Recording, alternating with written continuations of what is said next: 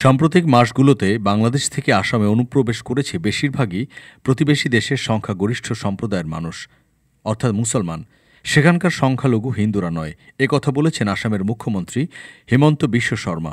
তিনি দাবি করেছেন, যারা অবৈধভাবে ভারতে প্রবেশ করছে তারা মুসলিম সংখ্যাগরিষ্ঠ বাংলাদেশের টেক্সটাইল শিল্পের শ্রমিক, যারা সেখানে সংকটের কারণে খারাপ অবস্থায় রয়েছে। তারা একই সেক্টরে কাজ করতে এখন তামিলনাড়ুতে যেতে চায়।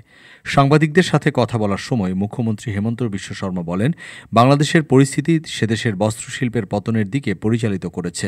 শ্রমিকরা যারা সেখানে সংখ্যাগরিষ্ঠ অর্থাৎ মুসলিম কিন্তু আমাদের দেশের সংখ্যালঘু, তারা সীমান্ত অতিক্রম করার চেষ্টা করছে।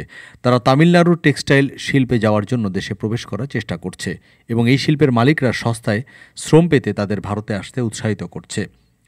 আসামের মুখ্যমন্ত্রী মনে করেন, বাংলাদেশের হিন্দু সংখ্যালঘুরা বিচক্ষণতার সঙ্গে পরিস্থিতি সামলাচ্ছে, তাই গত 5 মাসে কোনো বাংলাদেশি হিন্দু আসামে আসেনি। হিমন্ত বিশ্ব শর্মা যোগ করেছেন, প্রধানমন্ত্রী নরেন্দ্র মোদী বাংলাদেশে হিন্দু এবং সংখ্যালঘুদের জন্য একটি অনুকূল পরিবেশ তৈরিতে সহায়তা করার জন্য কঠোর পরিশ্রম করছেন। বাংলাদেশে অস্থিরতার পর থেকে অনুপ্রবেশ ব্যাপকভাবে বৃদ্ধি পেয়েছে এবং গত 5 মাসে প্রতিদিন 20 থেকে 30 জন আসাম ও ত্রিপুরায় অবৈধভাবে প্রবেশের চেষ্টা করছে।